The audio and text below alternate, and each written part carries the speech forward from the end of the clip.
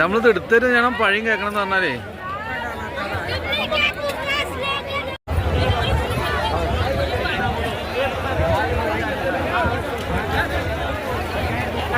പോരട്ടെ.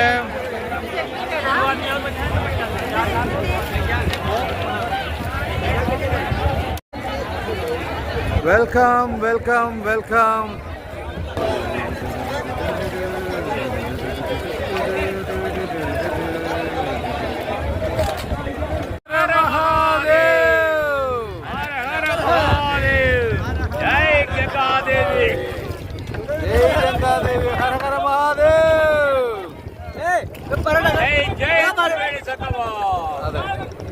അങ്ങനെ ത്രിവേണി സംഗമം എല്ലാം കണ്ടു മടങ്ങുകയാണ്.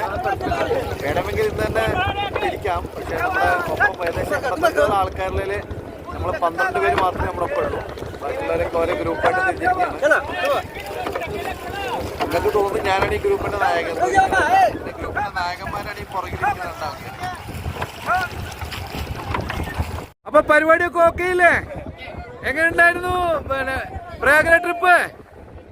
ദർശനം എങ്ങനെ ഉണ്ടായിരുന്നു? അനുഗ്രഹം കിട്ടി.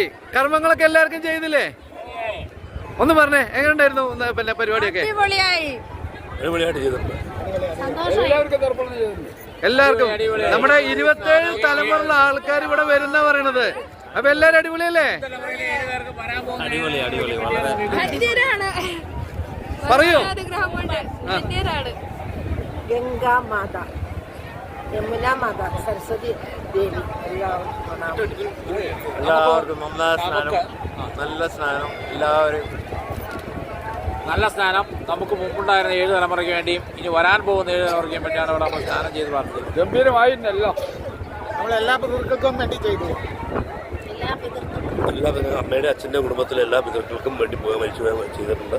ഇനിയിപ്പം നമുക്ക് ചെയ്യാൻ കഴിയാതെ കഴിഞ്ഞാൽ നമ്മുടെ ഈ 5ാമത്തെ തലമുറയ്ക്ക് ഈ രീതിയിൽ പങ്കെടുക്കാൻ പറ്റും. അതാണ് ഇതിൻ്റെ ഏറ്റവും വലിയ പ്രാധാന്യം. ഒരുപക്ഷെ എൻ്റെ കുടുംബത്തിൽ ആദ്യമായിട്ട് പങ്കെടുത്ത ആളായിരിക്കും. ഇതിപ്പോ എന്തറിയോ, നമ്മുടെ കുടുംബത്തിൽ വേറുള്ള ആൾക്കാർ വന്നോളന്നില്ല. അപ്പളേ നമ്മുടെ പിന്നെ ഫാമിലിയിലെ പല ആൾക്കാരും വന്നിട്ടില്ല. അവരെ റെപ്രസെന്റേറ്റ് ചെയ്തിട്ടാണ് നമ്മൾ വന്നിട്ടുള്ളത്. ഓക്കെ, അപ്പൊ നമ്മുടെ പൂർവികര് മരിച്ചുപോയ ആൾക്കാർക്ക് 27 തലമുറക്കാർ വരുന്നുണ്ട് എന്നുള്ളതാണ് പറഞ്ഞു കേട്ടത്. അപ്പൊ അവർക്ക് എല്ലാവർക്കും വേണ്ടിയുള്ള എല്ലാ പരിപാടികളും ചെയ്തു. അപ്പൊ എല്ലാം സൂപ്പറായി. ഇനിയിപ്പോ നമ്മളെല്ലാരും കൂടി ഇനി അടുത്ത കുംഭമേളയിൽ കൂടെ കാണും ആത്മാക്കളായിട്ട്.